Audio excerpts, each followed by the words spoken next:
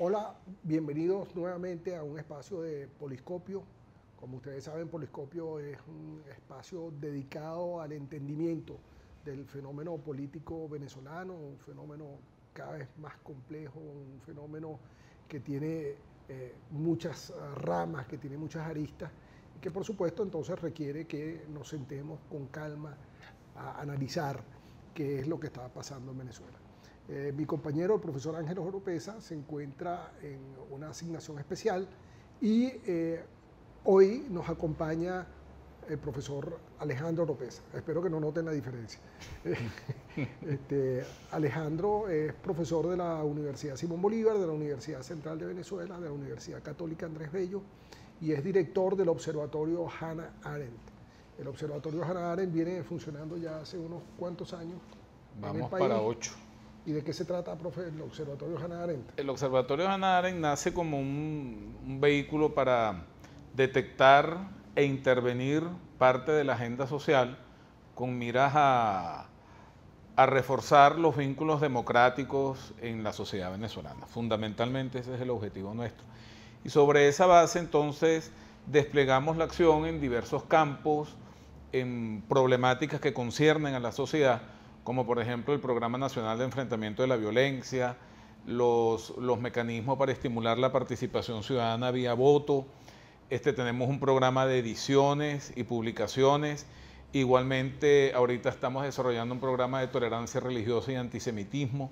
Es decir, una gran gama de aspectos que impactan directamente, que emergen de la sociedad y que nosotros pretendemos caracterizar y evaluar, y sobre esa base entonces dar herramientas a la población interesada, de manera tal que la propia sociedad empoderada a través de herramientas de intervención, pues entonces se hagan cargo de sus problemas. Y buscar convivencia. Y buscar convivencia, por supuesto. Porque fíjate, tú acabas de mencionar el programa de la violencia. Yo creo que en este momento en Venezuela la violencia se ha enraizado, la violencia se ha hecho parte de la política. Pareciera que se hace política alrededor de la violencia. Hay violencia en el lenguaje, hay violencia en una altísima criminalidad, en grupos de choque. ¿Cómo podemos, si nosotros quisiéramos caracterizar el momento político venezolano en términos de violencia? Pues la violencia es cotidiana, es inherente al hecho mismo de las interrelaciones sociales.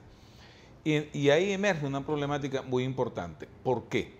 Porque la violencia no solamente podemos hablar de violencia como consecuencia de los hechos delictivos, que cada vez están mucho, vemos ensañamiento permanente, asesinatos terribles. Hace poco pues tuvimos esa experiencia, etcétera. Pero igualmente está pasando que existe una violencia verbal de parte de las personas que deberían estar llamados a sembrar la concordia y la tolerancia dentro de la sociedad. Verbo y gracia. El presidente de la República, por ejemplo, o el presidente de la Asamblea Nacional. Que además tiene una obligación de carácter constitucional. Exacto, de preservar determinados vínculos y de mantener una línea de comunicación, etcétera, entre la sociedad, toda vez que ellos son los conductores de la sociedad. Entonces lo vemos igualmente en relaciones interpersonales, en relaciones sociales, en relaciones políticas, etcétera, de manera tal que la violencia ha sido como un germen que se ha ido introduciendo en la sociedad y parece no haber ninguna voluntad por parte del Estado, que es el encargado de salvaguardar y estimular los niveles de convivencia nacional, en apartar la violencia dentro de los mecanismos de interconexión que existen entre la sociedad y entre el gobierno y la sociedad. De más está decir que supuestamente nos juntamos en sociedad, según Hobbes, para no ser violentos y para defendernos de la violencia de los demás. Y además el Estado, que es a quien entonces desde esa perspectiva uno le delega determinadas atribuciones, es el llamado entonces a preservar el estado de paz dentro de la sociedad. Pero entonces nosotros vemos que es todo lo contrario, parece que existe una apología de la violencia y por otra parte igualmente existe una mirada para el otro lado cuando las autoridades públicas y la institucionalidad pública es la llamada precisamente a penar, a controlar, a prevenir, etcétera. Entonces, y eso, ¿de dónde se evidencia? Eso no es que uno lo presienta, no, es que es así. Se habla de una impunidad en los delitos de homicidio cercana al 90%. Sí. Entonces, como dijo una vez Gonzalo Barrio, no Gonzalo Barrio Ferrer, sino el otro, que decía de que en Venezuela la gente era corrupta porque no había ningún motivo para no serlo. Exacto. En este momento eso se puede aplicar a la violencia.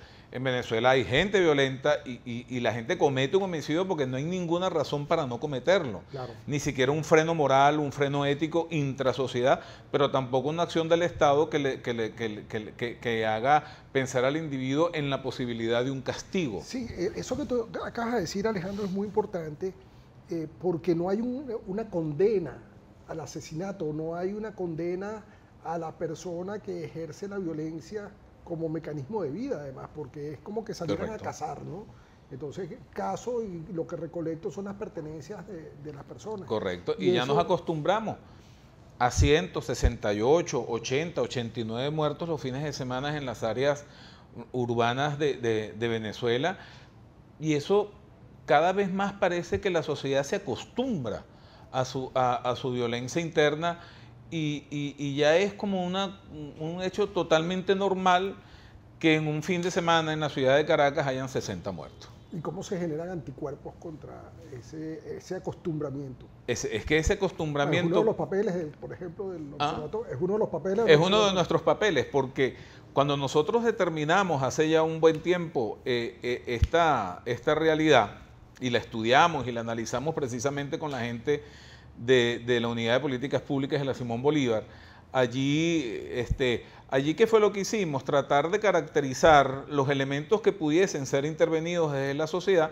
de manera tal que la sociedad fuese construyendo paulatinamente unas estrategias de intervención desde adentro de la sociedad misma.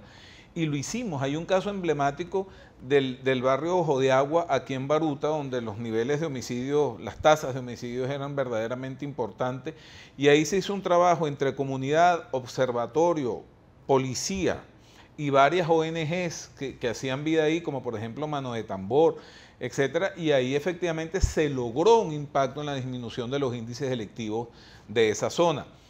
Pero igualmente tenemos un programa que es los seminarios de cultura de paz y formación ciudadana, otro programa que es el de la resolución pacífica de conflictos y justicia de paz, el concurso de micros por la paz y la tolerancia, o sea, un conjunto de medidas, pero como dicen por allí, solo palo no hace montaña. Exactamente. Entonces, ¿qué pasa? Bueno, que esos son elementos que se quedan, la violencia arrolla todo eso, y básicamente porque desde el Estado no se ve una intencionalidad como para ponerle freno de manera real a la estructura de violencia que se está generando en el país.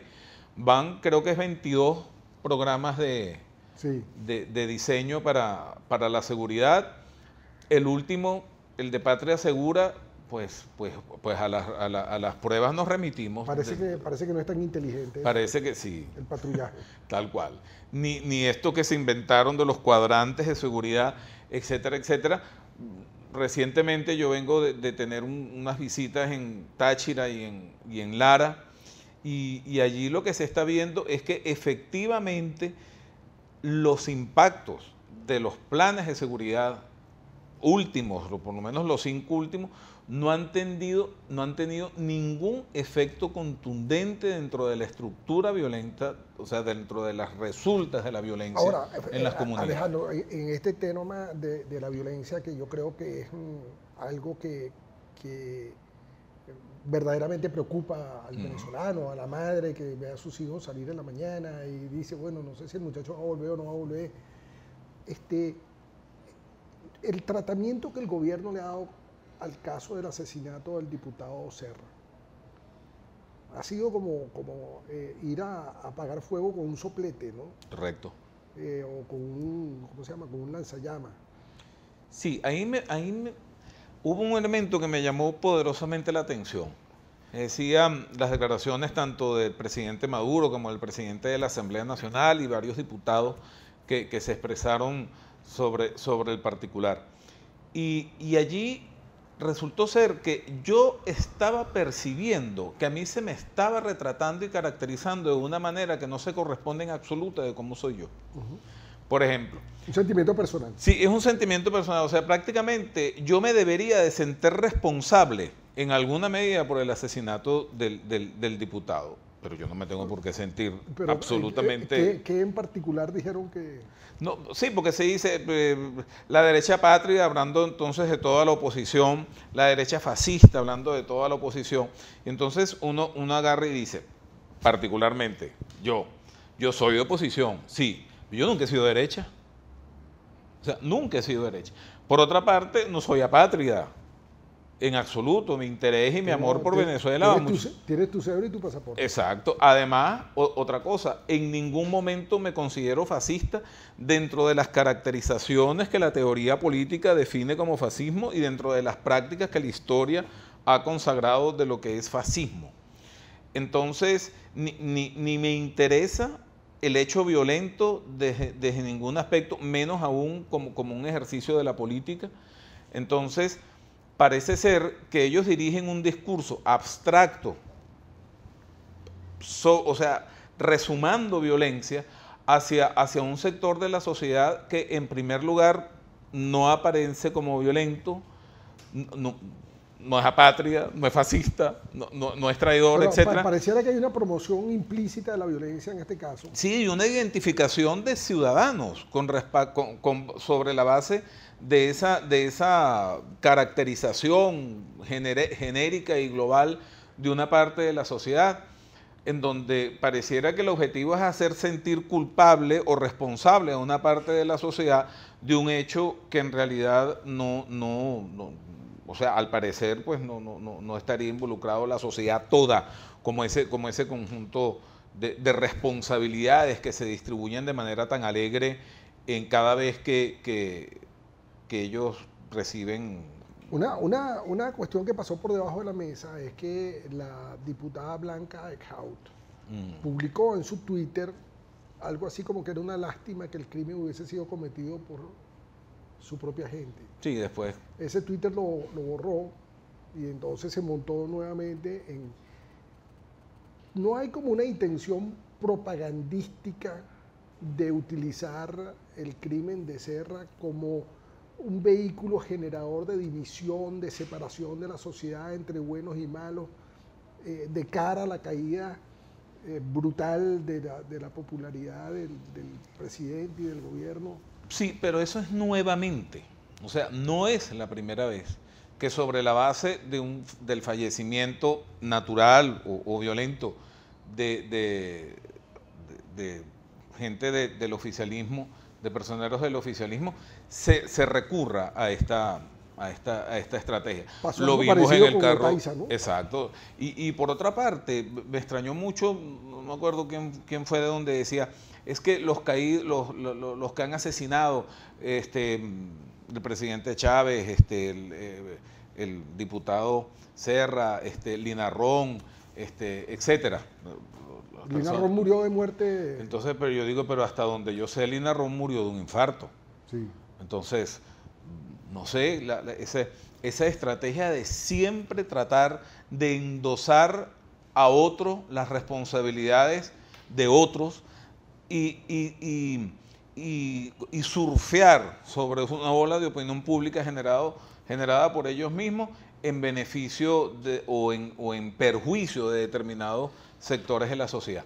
Eso, o sea, no me parece dado, o sea, no pareciera que debiera ser la posición de personas que ejercen liderazgos, además funciones de gobierno, que trasciende el liderazgo, porque el liderazgo, bueno, puede ser dentro del partido. Ahora, pero la acción de gobierno es nacional. Eso que tú llamas la atención es muy importante, pero el liderazgo no es solamente en el ejercicio del cargo.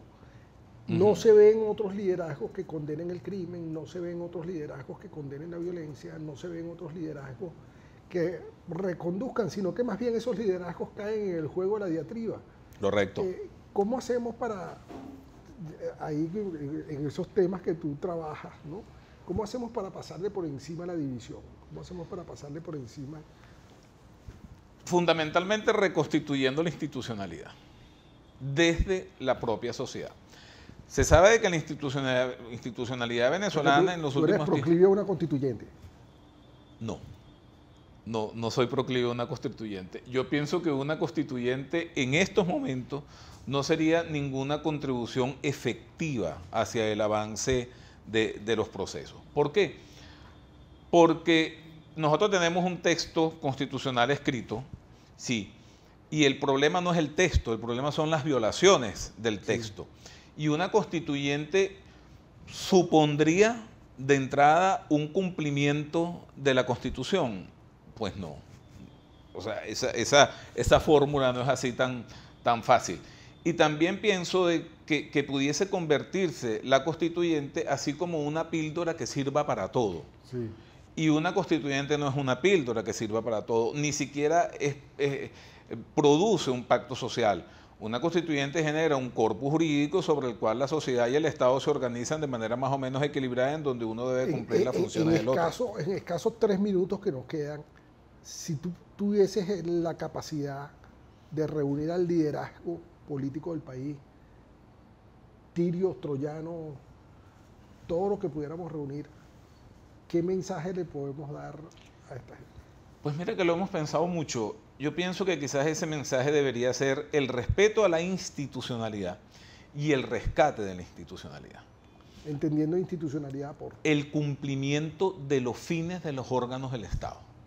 O sea, que el CNE sea un CNE. Que el CNE sea un CNE, que la Fiscalía sea una Fiscalía, que la Defensoría del Pueblo sea una Defensoría del Pueblo y no de un partido político, que las Fuerzas Armadas en su conjunto como corporación cumpla los principios ¿cuál es el incentivo para quien tiene el poder de renunciar al poder que tiene? Es decir, si yo controlo la Fiscalía, si yo controlo el CNE, si yo controlo la Asamblea Nacional, ¿cuál es el incentivo que yo tengo para...? La necesidad de permanentemente no estarte imponiendo a la sociedad.